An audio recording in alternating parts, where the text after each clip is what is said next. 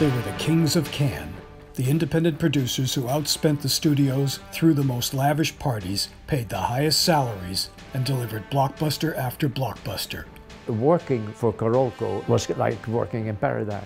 I mean, you cannot compare it to anything that studios were doing. By pre-selling the foreign markets, Carolco Pictures could guarantee Rambo 2 a huge budget and be in profit before the movie's release. Part of the joy of working with them is they tended to leave the filmmakers alone.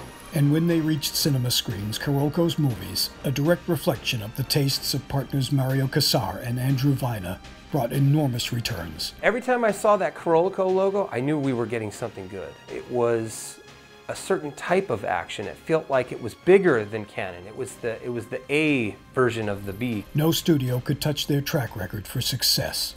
At first. And it was a problem at times because it was just big. I had never spent that kind of money on a film before. But the Wunderkind partners would eventually split, and Carolco would be sunk by non-performing movies, deep internal conflicts, financial missteps, and finally, a high-priced pirate adventure that was meant to save the company. Mario putting so much money in Cutthroat Island had no way to go anywhere when all that money was taken away and never came back. Carolco rose from the world of low-budget distribution to epitomize the mega-spending and mega-opulent lifestyle of 1980s Hollywood. And then it blew apart as if Rambo had set the charges. This is their saga.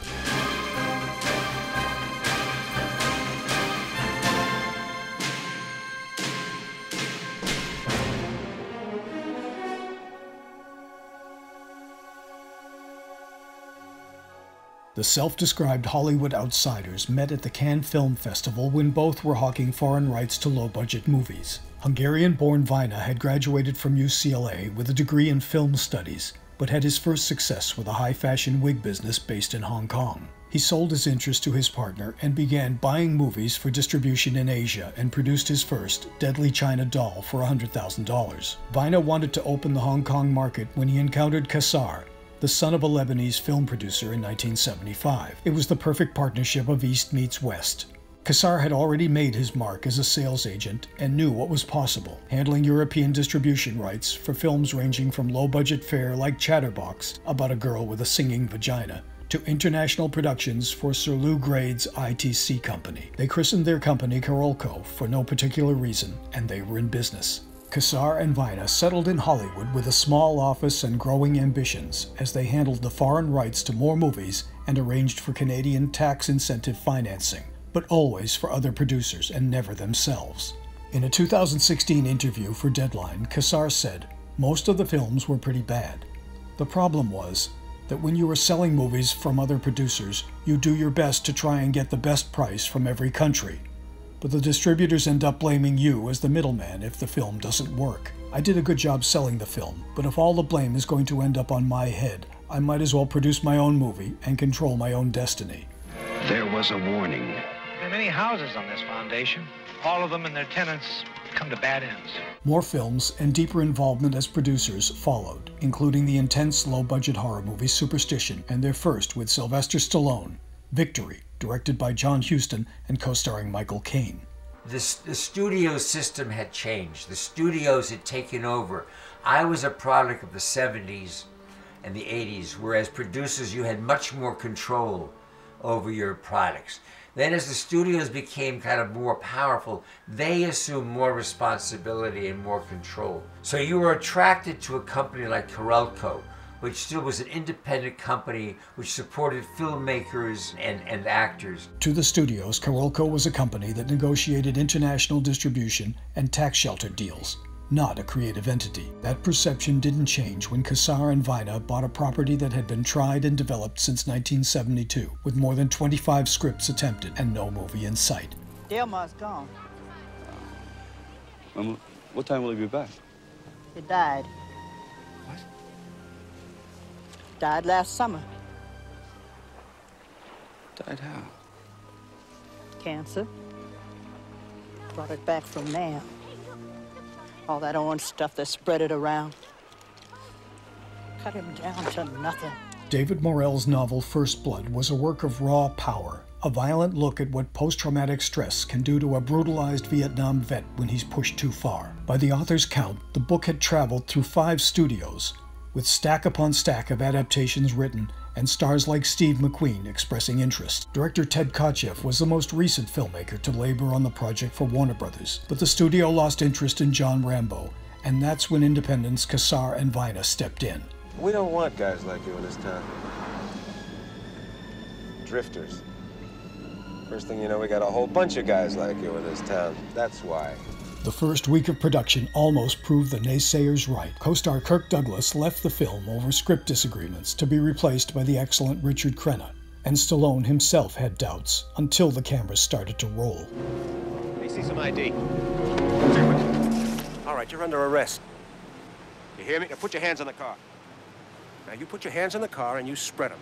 Working in the non-stop rain of the British Columbia winter, the story of John Rambo took dramatic shape, with Stallone's physical performance perfectly matched against Brian Dennehy as the sheriff who dogs him, and future star David Caruso as his smirking deputy. This movie was very different because it put Rambo in a place where he had to fight back. And not necessarily against bad guys. You know, they weren't evil Russians, they were Americans who just misunderstood him. Rambo leads his pursuers deeper into the mountainous woods, deeper into his own psyche, only to reemerge in the sheriff's small town that now must be razed, as Rambo had been ordered to destroy North Vietnamese villages. Rambo's enemies had followed him home. In town, you're the law. Out here, it's me. Don't push it. Don't push it, I'll give you a war you won't believe. For all of First Blood's incredible action, there was sympathetic emotional core at its center, as it made clear its point about the mistreatment of returning Vietnam vets. That core is what set it apart from other action films. Seems like bailing you out of trouble's getting to be a lifetime job for me. There wouldn't be no trouble except for that king shit cup. All I wanted was something to eat. Stallone kept massaging the script during filming, including the original controversial ending in which Rambo commits suicide using his ex-commander's pistol. Stallone instinctively knew the ending wouldn't work, and at a preview screening was more than proven right, as the audience rebelled at the film they'd been with emotionally from the opening scenes. A new ending was created, and at a second preview, the foreign buyers couldn't throw money at Cassar and Vina fast enough. And the box is wired, and he opened up the box, fucking blew his body all over the place.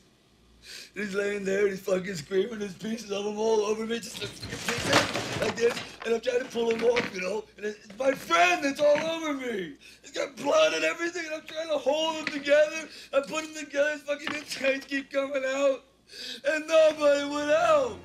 The partners also pulled off a coup by selling the rights to video, cable, and foreign territories separately instead of as a package, which was the industry norm. They had made a mint before the movie opened to worldwide grosses of $125 million. Carolco had truly arrived. John Rambo is probably one of the first, if not the very first, action hero. It kind of ignited like the G.I. Joe craze of the 80s. Kids were playing with G.I. Joe toys. We were pro-military, we were all about nuclear armament, and John Rambo really was, he was a muscular, athletic action guy. He was G.I. Joe with some PTSD. And I don't know, even at that stage, if Andy and Mario were looking forward and had a crystal vision of what that would actually entail, because they became ultimately the producers of world-class, nicely budgeted action pictures using big stars, which is different from a lot of the generic 80s pictures that preceded it, where they were more B pictures. Sylvester Stallone's push to keep John Rambo alive guaranteed a sequel. All industry eyes were on Carolco and what they would do to match the success of First Blood. What they did was hire Tombstone writer Kevin Jarre and a young James Cameron to fashion a script for Rambo First Blood Part 2. Ideas were tried and different drafts created, including one that gave Rambo a partner, but one element remained constant. Rambo would return to Vietnam for his own victory. Rambo's line to Colonel Troutman, "Do we get to win this time?" became the mantra for the film, directed by George Cosmatos. Do we get to win this time? This time it's up to you.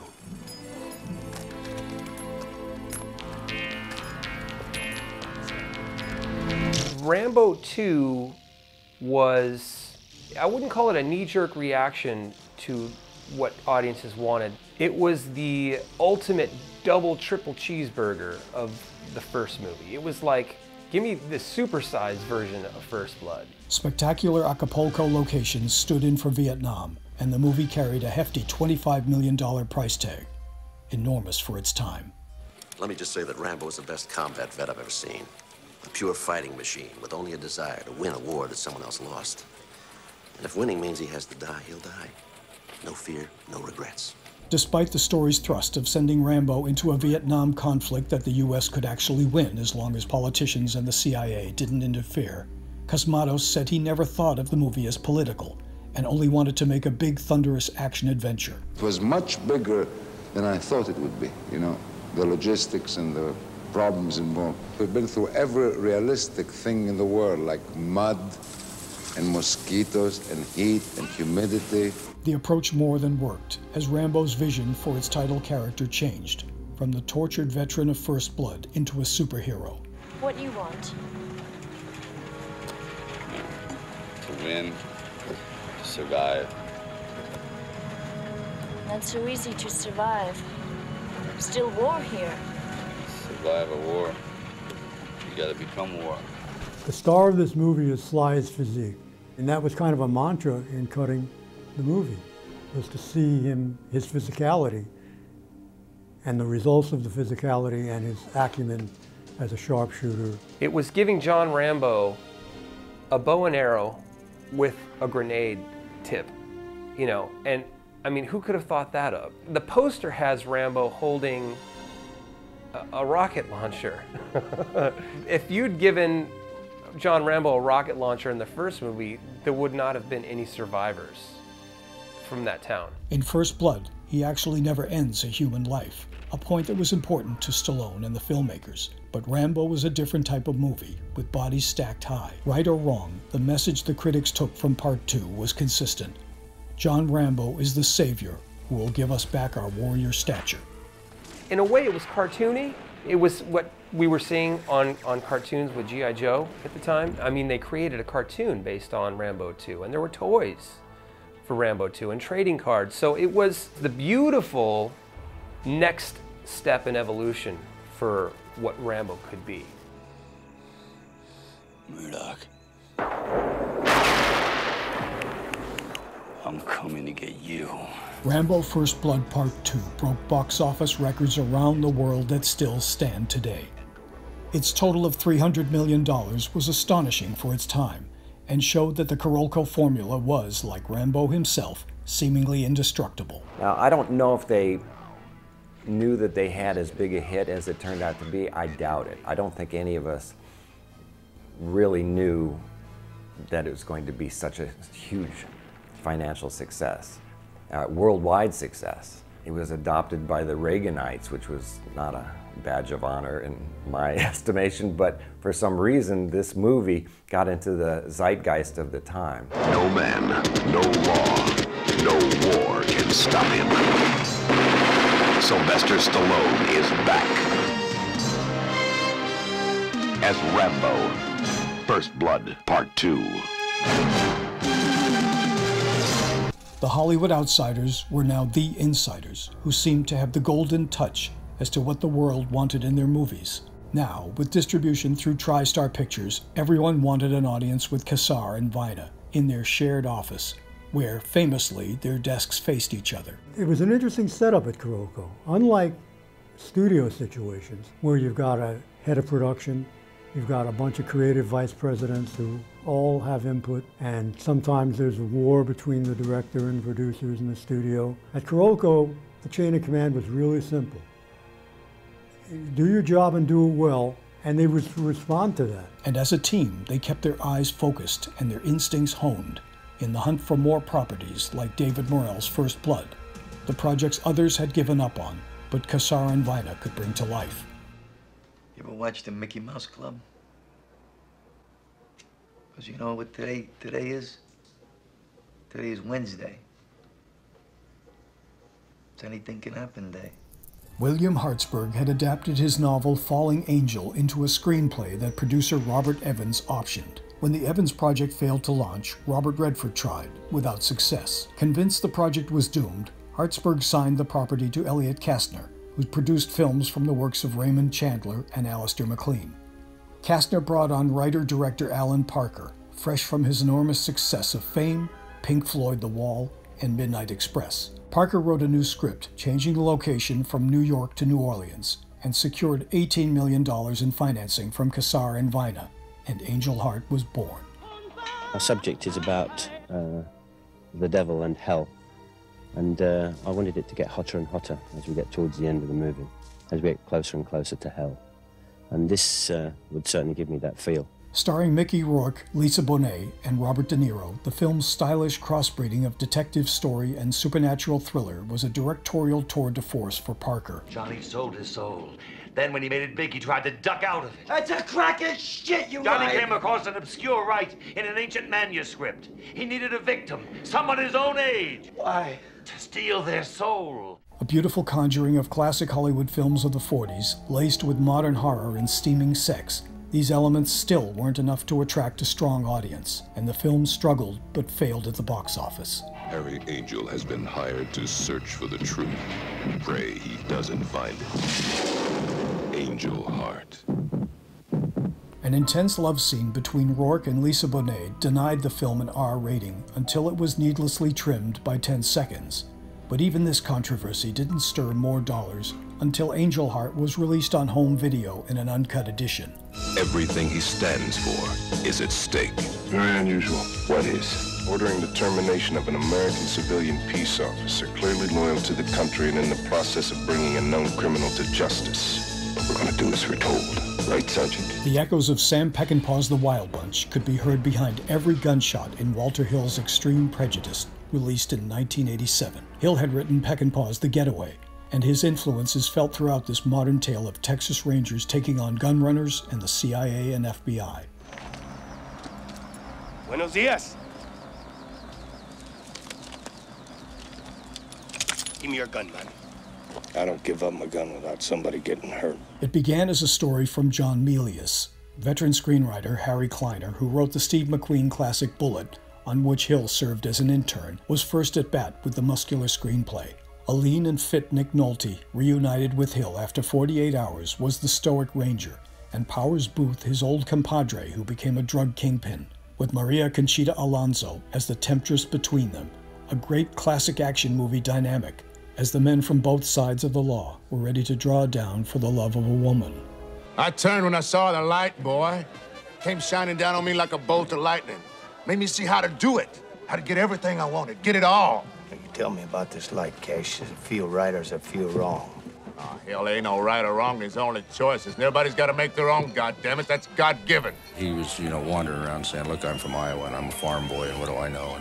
But he did a lot of work with the Texas Rangers. Emotionally, Nick really understands the sensibility and the tradition of the Texas Rangers. And Powers is a Texan, so he had a real understanding of the kind of character we were going for. And he's an awfully good actor. They butted heads pretty good. 1, 2. Gosh, no. Oh, shit. Look, honey, if you're gonna cry, it just fucks it all up. It lowers the whole tone. I mean, this ain't just dog shit we're doing here. These are two men you love laying it on the line. Shot in El Paso with a great supporting cast, including Rip Torn, and an extreme budget of more than $20 million to match its title, Prejudice featured some of Hill's magical use of action, all to the strains of a great Jerry Goldsmith score. He was so known for you know, the power of his great action scores that I think the relationship with the studio really made Jerry Goldsmith the perfect choice for scoring this picture. Shooting overruns and conflicts on set weighed the film down, and the film weighed down the company. With high-priced star and directing power to spare, the movie still did poorly in the United States, not making back half its production costs. No more working for gringos. From now on, we're in business for ourselves. Down here, we need money, you know?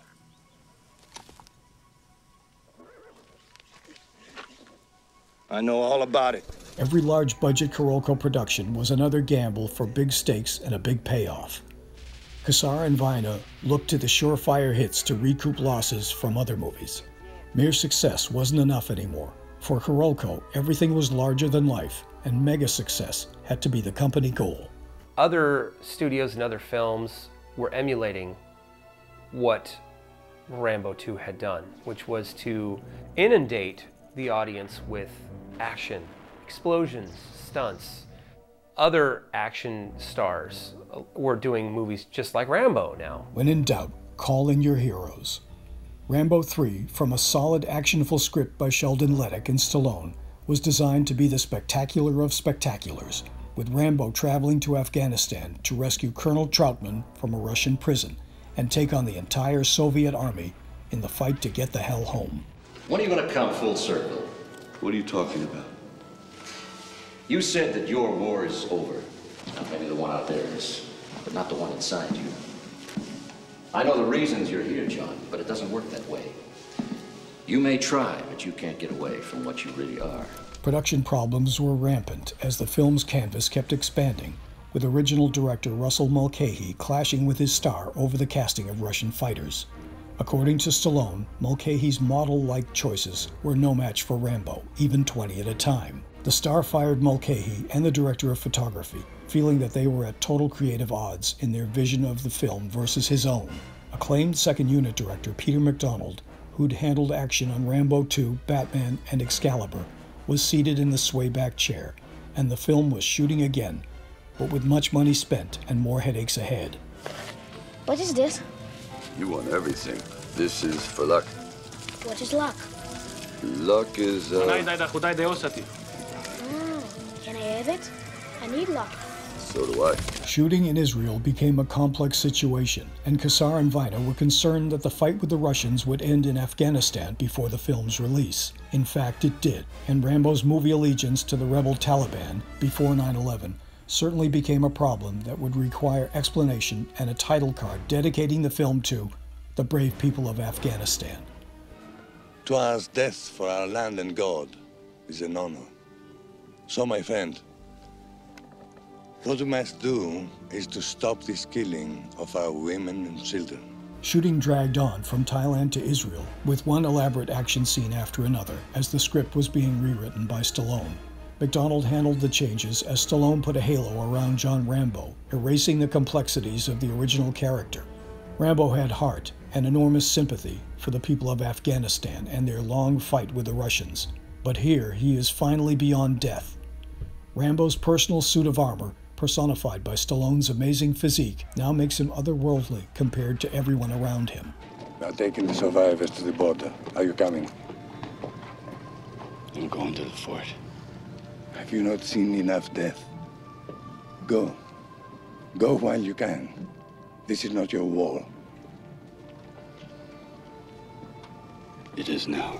3 editors worked furiously to get the film through post-production as quickly as possible, and Jerry Goldsmith was called on for a new score. As he did with all of the films he scored where they were sequels to other films that he scored, he reinvented the score each time out, tying them to the original score but with a very thin thread, and then taking the music off in a new direction, as he did in Rambo compared to First Blood, even though both are masterpieces, but always becoming, you know, a fresher, new approach to each new picture, which, of course, music from Rambo became tied to Carolco with the studio's signature musical logo that Jerry composed.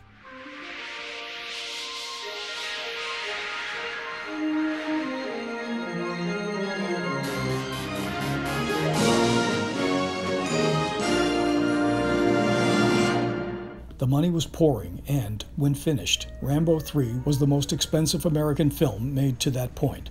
It opened to decent business, then dropped off. It was solid in all markets, but the numbers didn't compare to the enormity of Rambo 2's box office. Are you listening? Who are you? Your worst nightmare. McDonald stated that the timing was off and the realities of glasnost hurt the box office, but it also showed that sometimes the muscled tentpole films that were the Carolco specialty were not always the automatic box office monsters the company counted on to offset other losses. They had Stallone, and now they wanted Schwarzenegger. Police Captain Ivan Danko came from behind the Iron Curtain. Danko, you're welcome. Red Heat seemed like the perfect Carolco project. Walter Hill returning to the style of action that had made 48 Hours a mini classic, directing Arnold Schwarzenegger and Jim Belushi as mismatched cops chasing a Russian fugitive through the mean streets of Chicago. Hunting down his country's deadliest criminal. What did he do? He take a leak on the Kremlin wall or something? Kassar and Vina paid Schwarzenegger $8 million to don a green suit and carry a magnum as Moscow detective Ivan Danko, who drives Belushi consistently crazy with his stoic ways as they track the killer, shoot it out with gangsters, wreck buses, and create mayhem behind every door they kick down. There was this pretty significant trend of, and it still exists today, of the buddy cop film, where you have, the straight-laced guy, no nonsense, and then you have, the goofball. Lethal Weapon was a great example. And then we get, Red Heat. But instead of, like sleuth work or, like there's a mystery, no, these guys are bulldozing through everything that they get into. Shit, you know what we call this? This is called chicken. But you're not supposed to play with buses. This is no game. No shit! Although it opened at #1 at the box office, the $35 million take in the United States was underwhelming. It might have seemed that Kassar and Vina missed their target, but Red Heat was still a perfect Carolco project for another reason. Beyond the star's salary and over-the-top action, their original financing formula of foreign pre-sales and home release, now through their own video company, put it into profit. Nice grouping of your shots. Thank you. You're welcome. I still like Soviet model better. For all the success, Andrew Vina was feeling that Carolco was losing its way and would tell Entertainment Weekly, "After Rambo, we were trying to become a major studio. I felt that was the wrong direction. My feelings were very negative, and it caused a lot of friction between Mario, myself, and attorney Peter Hoffman, who was by then Mario's right hand. I disagreed with where they wanted to go, and Peter played our egos against each other. He wanted to be a partner." Could I ask you just one question, though? What is it that is exactly the same about every single vacation you have ever taken? I give up. You. You're the same. No matter where you go, there you are. It's always the same old you. Let me suggest that you take a vacation from yourself. And I know, it sounds wild. It is the latest thing in travel. We call it the ego trip.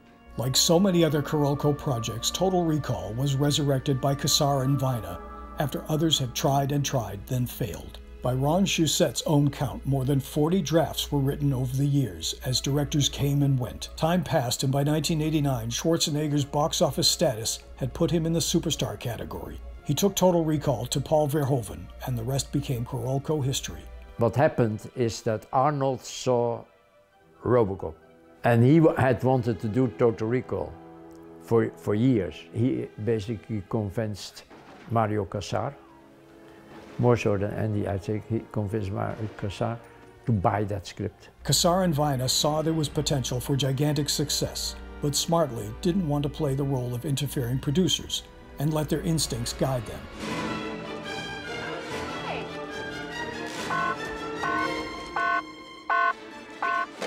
Get him! He's got a gun! Cut him off that way! Over there! Hold it! He's over there! Don't move!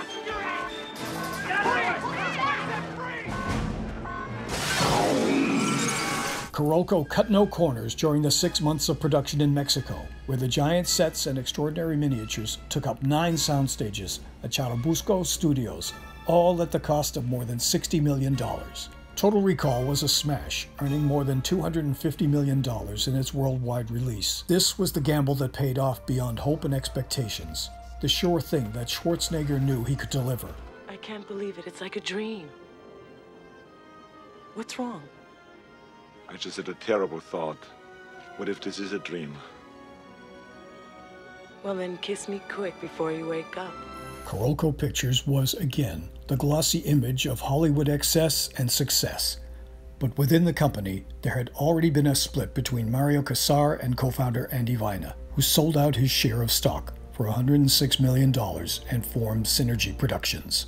Beginning in 1990, Kassar would be heading Carolco with attorney Peter Hoffman, and not Vajna.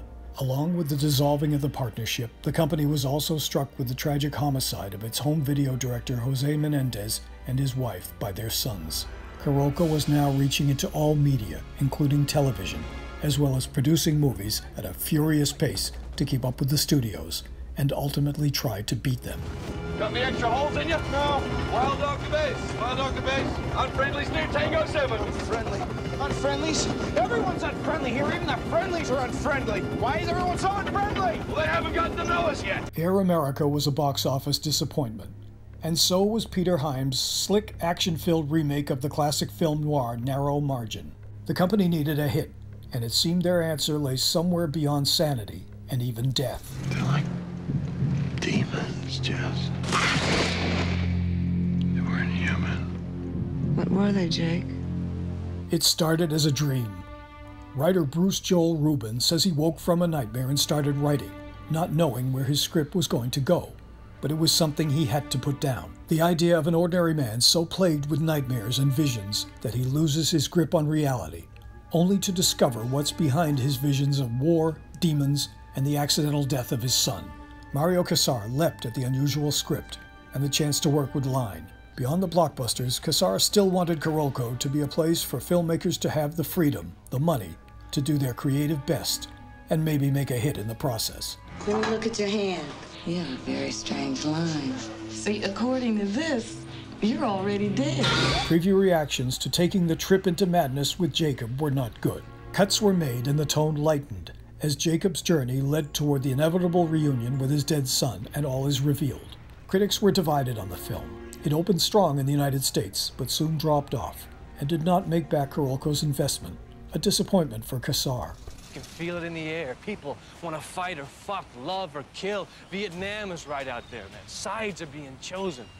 Everything's gonna flame, man. The planet is screaming for change, Morrison. We gotta make the myths. Oliver Stone was serving in Vietnam when he first heard The Doors in 1967. Morrison's dark lyrics impacted Stone deeply, and never forgetting the circumstances of first hearing their music, it seemed almost inevitable that he would be the creative force to bring forth a Doors movie. Carolco got involved after Platoon. Stone's award-winning war drama turned the key for The Doors, as Robbie Krieger and Ray Manzarek now endorsed the movie based on the searing war film. I made the point that I really loved Jim and I wanted to make the homage.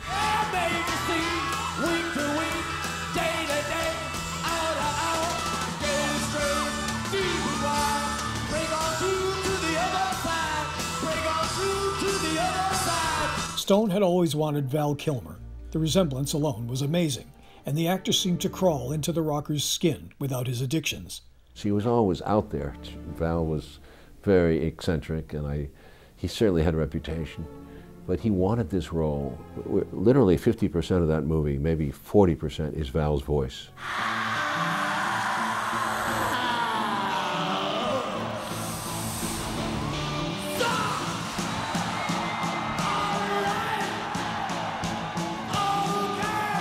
Filming took 13 weeks and a budget of $50 million. From the outset, the press and the world were fascinated by the shooting and what Stone, who had won Oscars for Platoon, would make of his biography of the Lizard King. I think the budget was 32, 33, and it went up a little bit higher. And it was a problem at times because it was just big. I had never spent that kind of money on a film before. It's my first experience. But this was to be more than a biopic. It was to be a musical reflection of Los Angeles at a time when the city was one of the centers of counterculture revolution at the height of the Vietnam era. Mario was a wonderful partner. He loved seeing the rushes, I call them selects because I was making selects at that point, very supportive and telling me to go for it, keep going for it. Never had such a pleasant situation. The Doors made only $34 million at the domestic box office against a budget of $38. Perhaps unfairly, the film was used as an example of Carolco's overspending, with not enough return. Let's just say I was testing the bounds of reality. That's all, I was curious. 3 billion human lives ended on August 29th, 1997. The survivors of the nuclear fire called the war Judgment Day. They lived only to face a new nightmare, the war against the machines. The foundation for what would be the most expensive movie ever made began with one of the silliest, Piranha 2. It was James Cameron's first try at directing after years of creating amazing special effects with bones and scraps for producer Roger Corman on films like Battle Beyond the Stars, while putting final touches on his script, The Terminator. He showed it to Cassar and Vina, who knew Cameron from his low-budget work. They loved the script, which had been sold to Hemdale, but on its basis, hired Cameron to write the primary drafts for Rambo First Blood Part 2. After the enormity of Total Recall, Arnold Schwarzenegger approached Cassar about doing a Terminator sequel. Although the original was in a legal tangle with Hemdale Productions, Carolco bid on all film rights, eventually paying $17 million for a chance to make a sequel that Schwarzenegger and Cameron had sworn was inevitable. A gamble for the studio, doing a scale of production that was in so many ways unprecedented at the time, attempting special effects through James Cameron's company and trying to achieve things that had never been achieved before and really kind of pushing the envelope in so many ways. Can't let you take the man's wheels, son. Now get off before I put you down.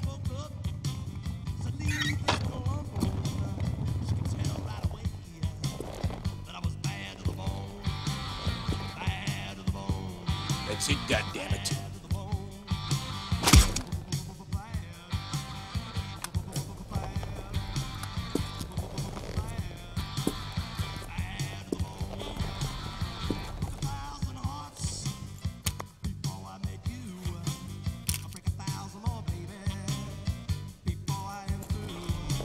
Mario Cassar made a foreign massive pre-sales deal and famously gave Schwarzenegger a jet as part of his salary. For Cameron, who had thought of doing it for the price of the first film, it was a blank check to make his movie that Mario Cassar endorsed. Hey, hey!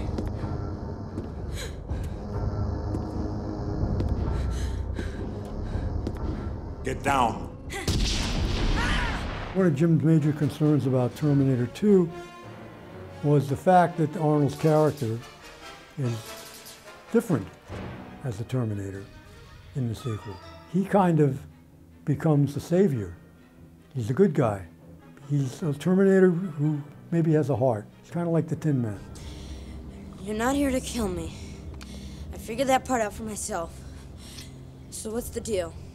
My mission is to protect you. Yeah? Who sent you? You did. 35 years from now, you reprogrammed me to be your protector here. Every single element of Terminator 2 fell into place, both in front of and behind the camera. And when the film was released in 1991, it was, dollar for dollar, the most expensive movie in history. It really changed the surface of the cinematic landscape at the time. We had never seen something so technically efficient like that with those kinds of effects. And I mean, you put Arnold Schwarzenegger, the biggest movie star in the world at the time, at the center of it. I mean, that was a winning combination.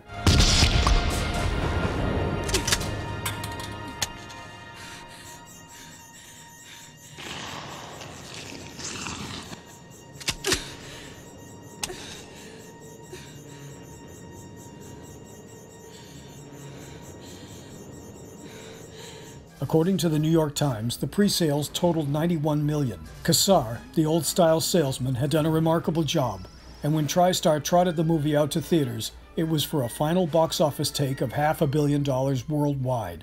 Arnold Schwarzenegger. Terminator 2, Judgment Day. This time, he's back. For good. Trust me. For Mario Cassar, the road to Basic Instinct began at 7 a.m. one morning when he got a call from legendary agent Guy McElwain offering him a thriller titled Love Hurts for the sum of $250,000. The writer was Joe Eszterhas, who'd risen from the ranks of Rolling Stone as one of their top reporters to being Hollywood's newest high-priced screenwriter. Once Cassar had made his offer, he was able to go to every studio executive in town and have them outbid Carolco. One of the last calls he made was to Andrew Vina, and the price was now over $2 million. Cassar wasn't about to let his partner walk away with Love Hurts, that he knew would make a smash film, and he ponied up $3 million for the screenplay that was rechristened Basic Instinct, which was sent directly to Michael Douglas to star as the troubled detective for a salary of $10 million. He competed by putting a really lot of money on the table. Like he did basically to get the script of Basic Instinct, you know. He did that also with the actors. That's why they came. Cassar had said he treats his stars royally, and he never hesitated for a moment with this thriller. He left the club with his girlfriend about midnight. It's the last time anybody saw him. What was it? Ice pick. Left it on the coffee table in the living room. To direct, he engaged Paul Verhoeven, who read the script and insisted it was ready to shoot straight from the pages, with no revisions. Mario was somebody that said, okay, this is the script, and this is the main character. This is the actor. And then basically, whatever I did afterwards, he didn't care. And as long as we're not going way over budget, they tended to leave you alone, but had a lot to say about the marketing campaigns and seemed to be very good in that area. For casting, the search for seductress killer Catherine Trammell was a long one, ironically ending with Verhoeven's Total Recall star Sharon Stone. It was an extreme part, and that's what Verhoeven intended to shoot, with the actress he and Michael Douglas chose completely willing to do whatever was asked of them. She knew the part could transform her into a major star, and it did. I had sex with him for about 1.5 years. I liked having sex with him. He wasn't afraid of experimenting. I like men like that. Men who give me pleasure. He gave me a lot of pleasure. Verhoeven, as he'd always done, wanted to push the boundaries as far as he could, but Eszterhas thought it was too much when he wrote the erotic scenes to have a sense of mystery.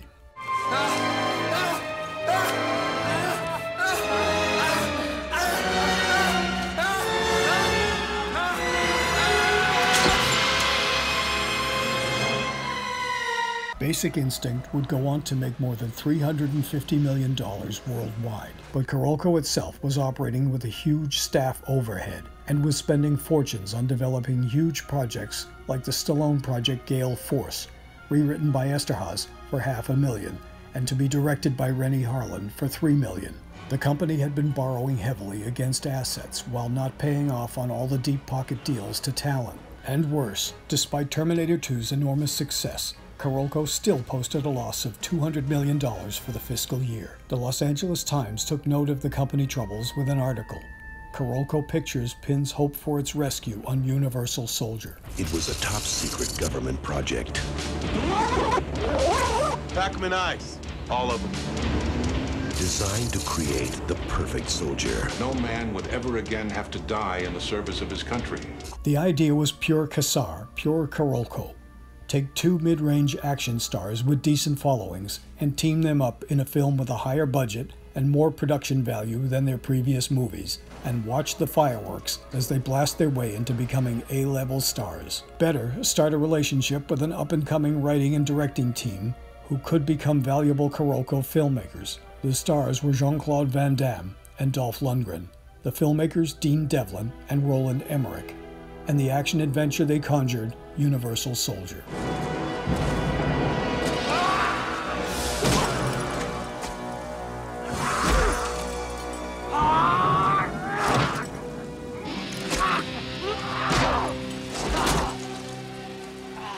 Well, that's the spirit, soldier.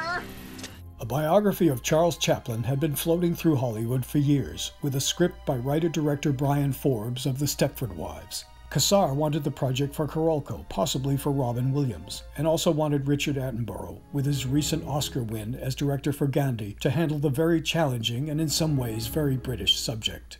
Attenborough showed the script to writer William Goldman, with whom he'd collaborated on Magic and A Bridge Too Far. Goldman dove into the script, creating the role of the journalist, played by Anthony Hopkins, to come in and out of the story as he asked questions to the ailing Chaplin, and his answers and history would be shown in sections like highlights of his life, taking us from birth to death.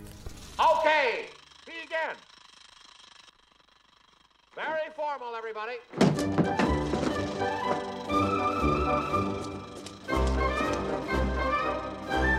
What the hell? He's gone crazy. What do I do? Cut it. No, wait, hold it. Hold on, keep it going. The production was a massive one, with Robert Downey Jr. on his return to Carolco from Air America, giving a brilliant Oscar-nominated performance as the Little Tramp. But the film failed, bringing in less than half its $32 million budget. Mario Casar could rightfully point to the film as a quality achievement, but not a success.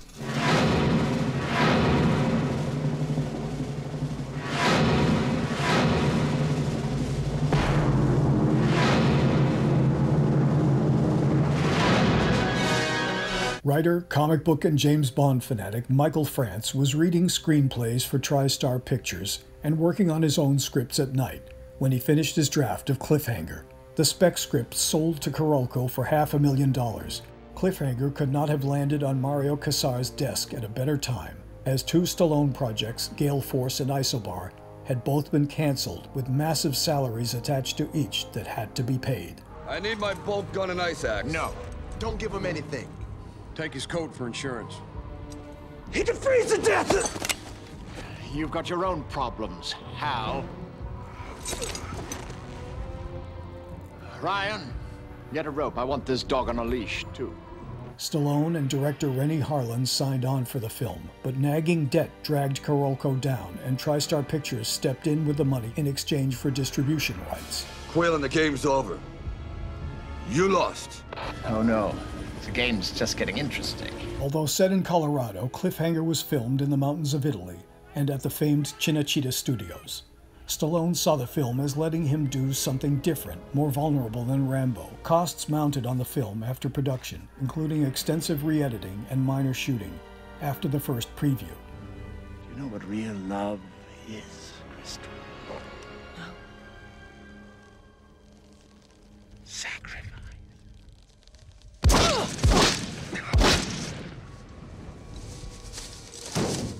Co-starring John Lithgow in a role designed for David Bowie and Janine Turner, Cliffhanger earned $255 million against its $70 million budget, all of which is on the screen in a series of incredible stunts and superb miniature work, which accounted for one of the movie's 3 Oscar nominations.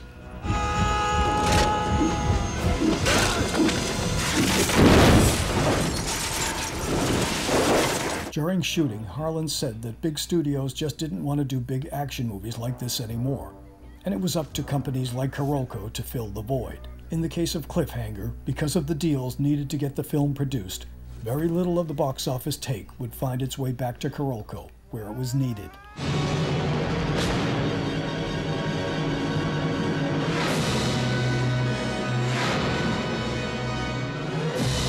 In 1994, Carolco continued to make movies, but they were scaling back operations, staff, and salaries. Casar's partner, Peter Hoffman, was long gone, and the company was selling its interests in the diverse businesses such as record stores and its share of live entertainment. Through the rubble that was left, Casar was still a producer with a keen commercial eye.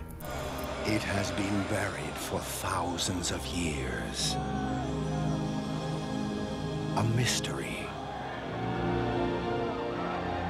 A secret.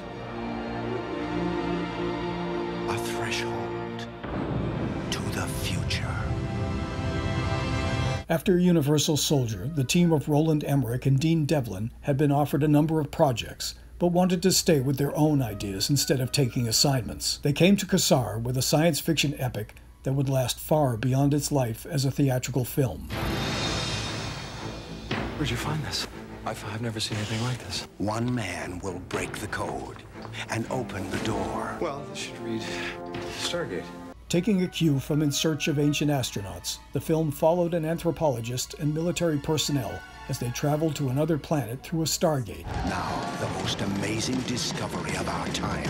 Jackson, wait for me. Is about to become the most extraordinary adventure of all time. Critics jumped on the film for its overt silliness, but admired its settings and design, while ticket buyers came out for Stargate for a tally of $197 million. Kurt Russell, James Spader, Jay Davidson. Stargate. After their contentious time with each other on Basic Instinct, it seemed there was no way for Verhoeven and Esterhazy to work together again, until the money began to pour in. So what are you going to Vegas for? You gonna win? I'm gonna dance. He and Verhoeven hit the road to Vegas, talking to strippers and hookers and dancers in the biggest shows and everyone in between. Carolco stepped in and gave the film a budget of $45 million, with Verhoeven making it clear that he was going to shoot without concern for any rating, but NC-17. I remember cutting the lap dance scene, which I was told to make it as sexual and nasty as possible. Word spread like wildfire that the movie crossed all the lines with its nudity and sexual content, and that Cassar was making a true dangerous chance in bankrolling it. We take the cash, we cash the check, we show them what they want to see. Paul had final cut. We never previewed the film. The film that was finished was exactly the way Paul wanted it. And sure, we spoke to Paul, sometimes saying, you know, Nomi's not really likable in this first scene. I mean, maybe we should soften her up a bit and let the audience get behind her, but he shot that down. No, I like her like that. I like her to be bitchy like that. So that's the way it was. It stalled Verhoeven's career and didn't do anything to enhance Esterhazy's reputation as he carried the brand. Their young lead was dropped by her agency, and the film bled money everywhere that it played. SHOWGIRLS was a major disaster for Carolco long before the video sales reached $100 million, or it was an off-Broadway musical, or was endorsed by Quentin Tarantino as a studio-made exploitation film. You can't touch me, but I can touch you. It was a movie that offended more people than actually saw it in the theaters. People were upset the film even existed. It was a type of film that people were embarrassed to let anybody else know that they were going to the theater to see. It was a box office disappointment.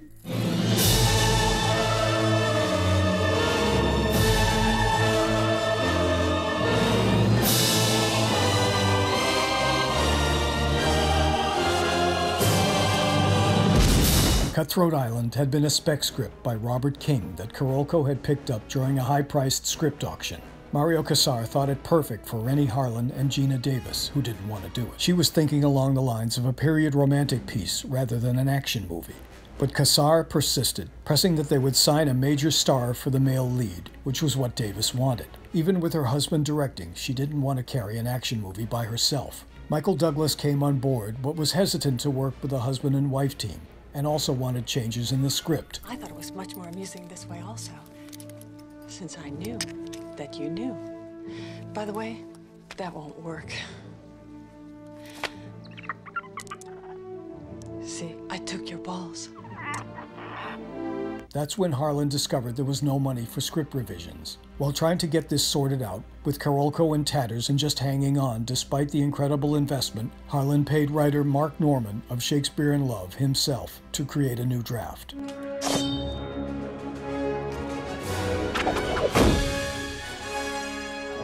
Let any man who would challenge me draw that. Everywhere the director turned, there seemed to be a new financial problem with Cutthroat when Michael Douglas pulled out.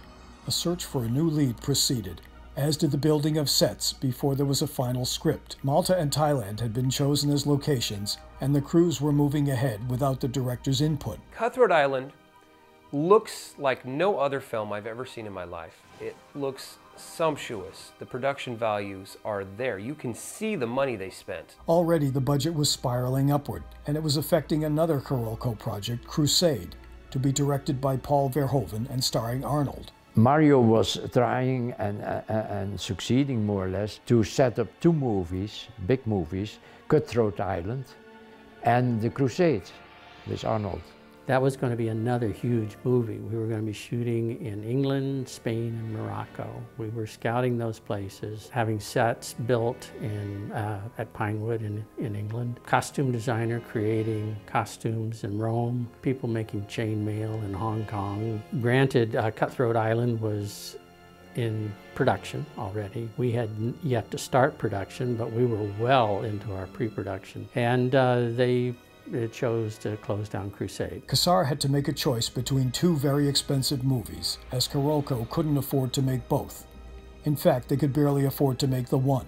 Showgirls was already sold to get money for Cutthroat Island, and all the money that went in Cutthroat Island, more than 100 million, 110 or something, basically was lost. Crusades crashed, and Cutthroat continued, now with Matthew Modine in the lead opposite Gina. Stop your chatter and say something Latinish.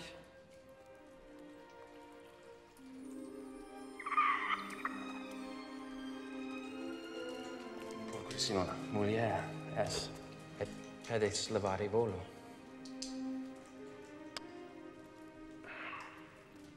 What did you say? You're a very beautiful woman. I'd like to wash your feet. You like to wash things, do you? Start with your mouth. The shoot was plagued with bad weather and serious injuries, as director and star fought to get this high-spirited tale of a lady swashbuckler made. Extreme things that Mario could do, but that worked to a certain point, and it was really based on the fact that there would not be disasters. But of course, in filmmaking, disasters happen all the time. Blast them from the sea!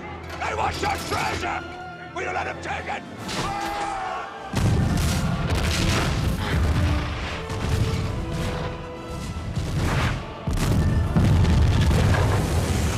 Cutthroat Island was truly the end of Carolco Pictures. MGM distributed, and the film grossed $10 million. I went to see it with my mom. There was like maybe 5 people in the theater, maybe.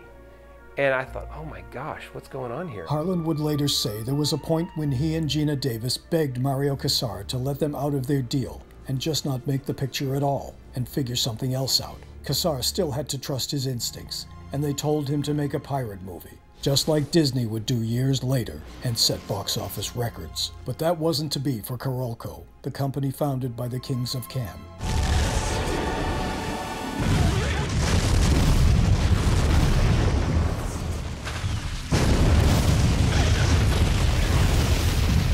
In retrospect, having to work with the studios later, I thought Hollywood was like Carolco. But Hollywood is not Carolco at all. In an interview with Deadline, Cassar summed it up. Like everything in life, when you are growing and get to the biggest point and you reach the top of the mountain, there is only one way to go. If you are very smart, you get out or you try to stay on the top of the mountain. But most of the time, there is always something that happens. Unfortunately, a lot of bad things happened and started going down. Slowly, Carolco ended up, finished, done, finito. Everybody knows that story.